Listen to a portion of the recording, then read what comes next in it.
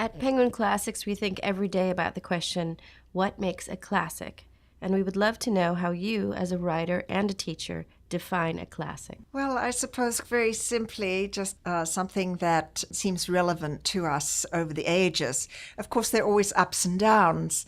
Certain books that are more popular at one time than at another. And mentioning Jane Austen, of course, very popular. Also because of the film world, too.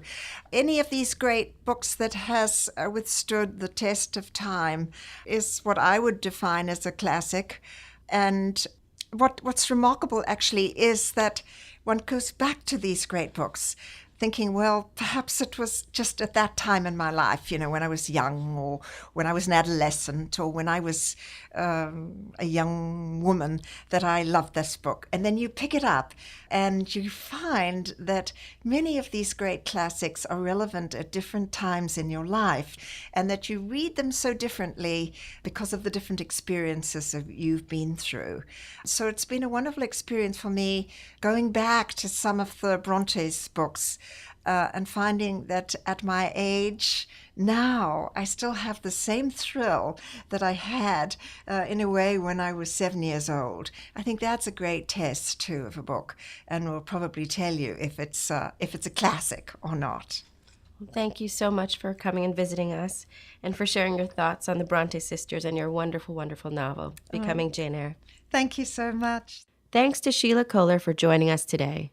For more about Sheila and her books, visit www.sheilakohler.com. Becoming Jane Eyre is available now from Penguin Books.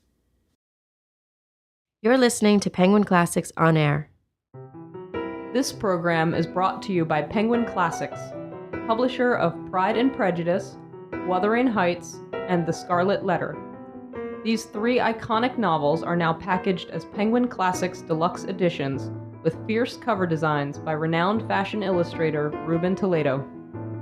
Beautiful collector's items, Pride and Prejudice, Wuthering Heights, and The Scarlet Letter are now available from Penguin Classics. Welcome back to Penguin Classics On Air.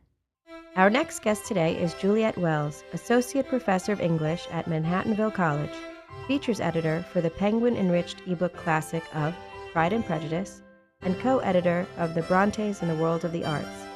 Juliette and I will talk about the Bronte sisters and their influence and inspiration in the classroom. Thank you, Juliette, for coming back to Penguin Classics On Air. In your courses on Victorian literature, you highlight Jane Eyre. Can you share your perspective on why it's fun to teach Jane Eyre, and what do students learn by reading Bronte?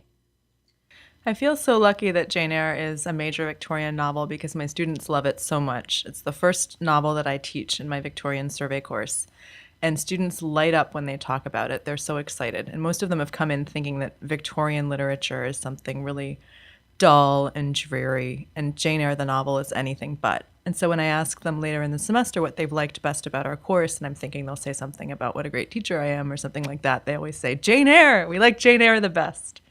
Okay, so Janeites versus Jane Eyre heads. I've heard of fans who are strongly in favor of Charlotte Bronte and against Jane Austen. Can one truly love both? I do, and I'm always looking for more people who will admit that they do too. I think if you love Jane Austen, one of the main things that attracts you to her writing is her wit. And if you're really into wit and humor and you go looking for that in the Brontes, you come up very short. Not just in Charlotte Bronte, but Emily and Anne as well. On the other hand, Charlotte and Emily and Anne all write so movingly about internal psychological states. And Charlotte and Anne particularly write about states of anxiety and uncertainty and restlessness and what we would call even depression in ways that are very evocative for modern readers, especially women. And you don't get anything like that by going to Jane Austen's novels. And so I think the two novelists, Austen and the Brontes, are complementary, and they feed different things that contemporary readers are looking for. You edited The Brontes in the World of the Arts. What did you learn about the Brontes from working on this project? The Brontes in the World of the Arts is a collection of scholarly essays that treats each Bronte sibling's involvement in visual arts, music, and other forms of art, including theater.